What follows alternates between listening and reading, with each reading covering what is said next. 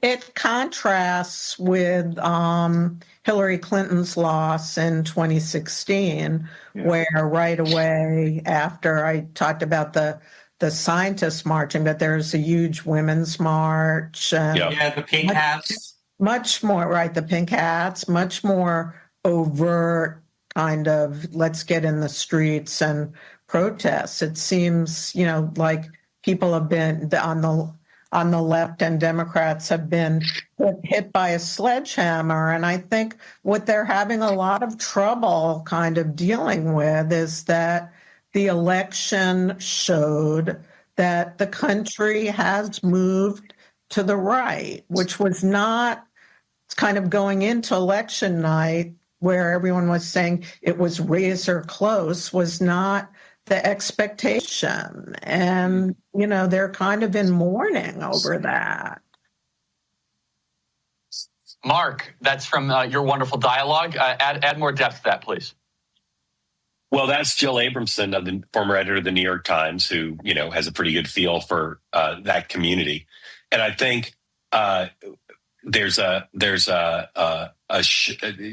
a weird combination of shock and acceptance. And as you said, it's hard to be in the resistance for 10 years. And even as Joe Biden had a 4-year presidency, Donald Trump was dominating a lot of American discussion, dialogue. It's kind of popular culture, popular consciousness. And so I think there's so much second guessing on the level of kind of tactics of campaigns, like Joe Biden staying in too long, or was Kamala Harris the right person, or did she run a good campaign? But what some Democrats are realizing is the problem they have is more profound. It's the alienation that occurred because of the way the party's conducted itself on what Ronald Reagan called the three-legged stool of the Republican Party, on foreign policy with the forever wars, on economics without an agenda for the middle class that was compelling, and then on cultural issues that President Trump, like immigration and transit, President Trump has done so well with. I think we had a guy on two-way this morning, earlier today, who is a young doctor who voted for Barack Obama, lives in Tennessee, who voted for Bobby Kennedy.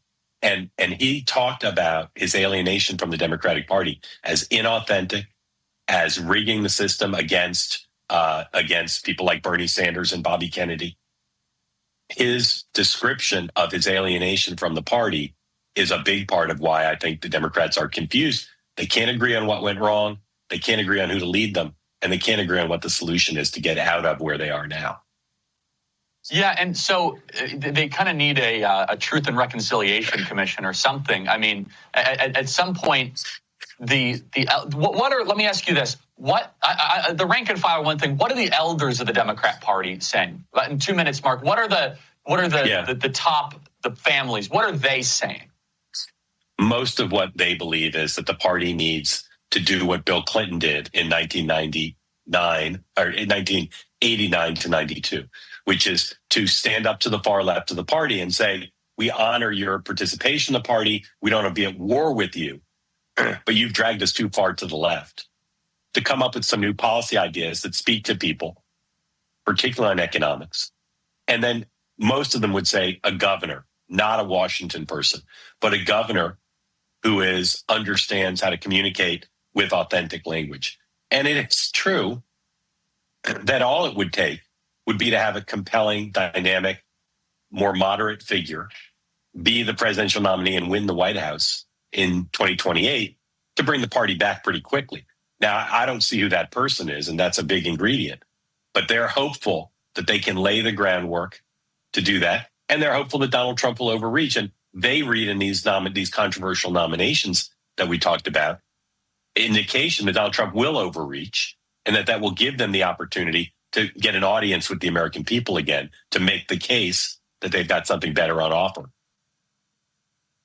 Yeah, that would make so much sense. I don't see the Democrat Party shedding their far left base anytime soon. We'll see. We shall see. I do not see that, especially in the era of social media and the way primaries are done now, which is a race to the base. It's a race to the base. You're right. I share your skepticism.